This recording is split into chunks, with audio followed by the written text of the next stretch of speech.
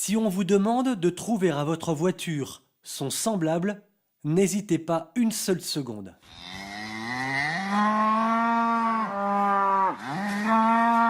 Une vache laitière, bien sûr. La voiture, c'est incontestablement la vache à lait de tous les gouvernements qui se succèdent depuis au moins 40 ans. Mais, beaucoup plus grave, la voiture est surtout en train de devenir un des outils du mondialisme totalitaire. C'est ce que nous allons voir dans ce reportage. Mai 2018, un nouveau printemps de mauvaises odeurs pour l'automobiliste. Pourquoi ? Tout simplement parce qu'il va être une nouvelle fois davantage ponctionné. Depuis 1992, vous vous êtes habitué à passer votre véhicule au contrôle technique tous les 2 ou 3 ans selon le type de voiture. À partir du 20 mai, le nombre de points de contrôle qui était au départ de 116 puis de 123 va désormais passer à 132. 9 de plus ? Une broutille, me direz-vous. Certainement pas. Beaucoup de choses vont changer, comme l'explique le patron d'un centre de contrôle technique en Bretagne. C'est surtout qu'il y a beaucoup de points mineurs qui passent en majeur et de majeurs qui passent en critique. Quoi par exemple ? Tout ce qui est voyant airbag, voyant ABS, commande rétroviseur qui ne marche pas, lave-glace qui ne marche pas, là ça sera sujet à contre-visite. Alors qu'avant, on savait qu'il y avait un défaut, mais ça pouvait rouler.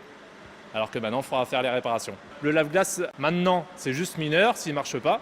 Et à partir du 20 mai, s'il ne marche pas du tout, ça sera contre-visite. Il faudra le réparer pour que ça passe derrière.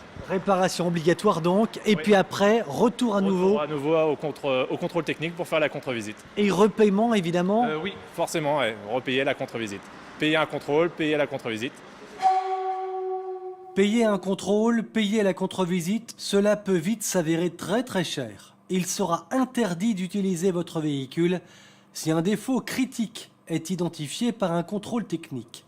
Obligation vous sera faite alors de transporter votre véhicule sur une dépanneuse pour être réparé dans un garage. Ensuite, vous aurez 2 mois pour réaliser la réparation.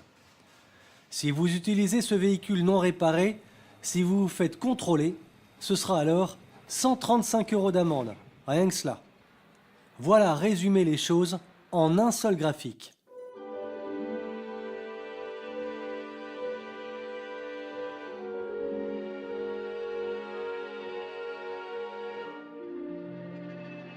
Plus de points de contrôle, est-ce réellement justifié ? Nous sommes allés chercher la réponse auprès de professionnels de l'automobile. Voilà ce que nous dit par exemple Florian. Non. Non, pas vraiment, non. T'es pas justifié en toute honnêteté, je pense que le contrôle d'aujourd'hui, il est assez complet. Je pense que tous les éléments de sécurité y sont.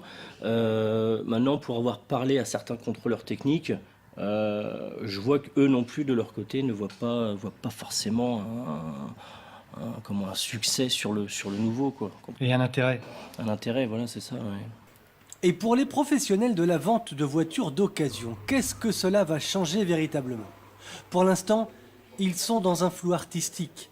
Mais il est certain que cette contrainte supplémentaire imposée par l'État et par l'Europe ne va pas arranger leurs affaires. Ça cause de gros problèmes, puisque ça veut dire qu'on ne pourra pas faire jouer la concurrence pour les réparations, et donc on sera obligé d'aller au plus près, et donc peut-être au plus cher. Donc pour nous, professionnels, qui passons une vingtaine de véhicules par mois au contrôle technique, ça va nous imposer donc de gros frais, et de gros frais de passage et de gros frais de remise en état pour pouvoir repasser les véhicules correctement ensuite. Et donc voilà, tout ça va amputer notre marge, et c'est vrai que ça risque de nous coûter cher, quoi. Est-ce que ça veut dire aussi à terme moins de véhicules à vendre ? Ça, on n'a pas encore les données, mais ce qui est sûr, c'est que si on passe beaucoup de temps à gérer les contrôles techniques qui sont du coup plus durs, on ne pourra malheureusement pas vendre autant de véhicules. Et donc voilà, on aura forcément moins de chiffre d'affaires dans l'année et donc moins de bénéfices. Plus largement, comment les garagistes vont-ils pouvoir gérer un tel flux de véhicules ? Comment vont-ils gérer le mécontentement des automobilistes qui auront besoin rapidement de leur voiture ? Il est une évidence. Ce nouveau contrôle technique imposé est particulièrement discriminatoire. Les hommes politiques s'en soucient-ils ?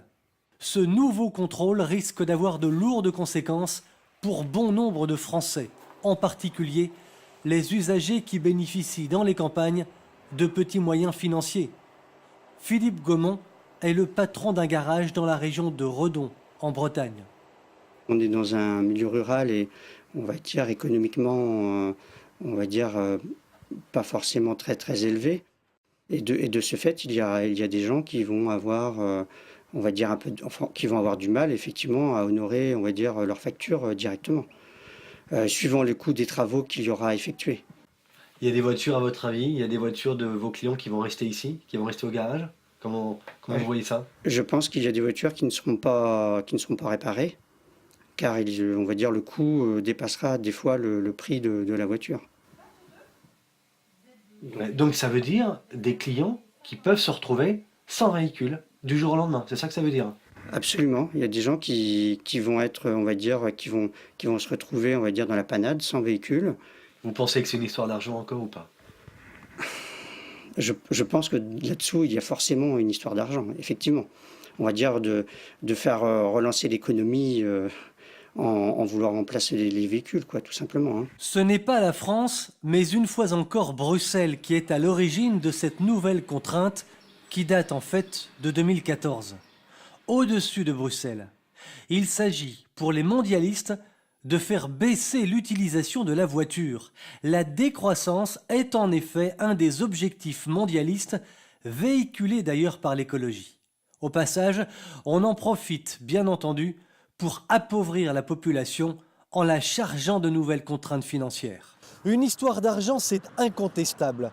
Mais derrière ce contrôle technique renforcé, derrière ces contraintes à répétition pour les automobilistes, les radars, les ralentisseurs et autres inepties routières dont se rendent complices, il faut le dire, bien des maires en France, se cache quelque chose de beaucoup plus vaste, de beaucoup plus grave. Il s'agit très clairement de mesures totalitaires visant à mettre la population au pas du mondialisme et donc à restreindre chaque jour davantage les libertés individuelles. Qui en a réellement conscience ?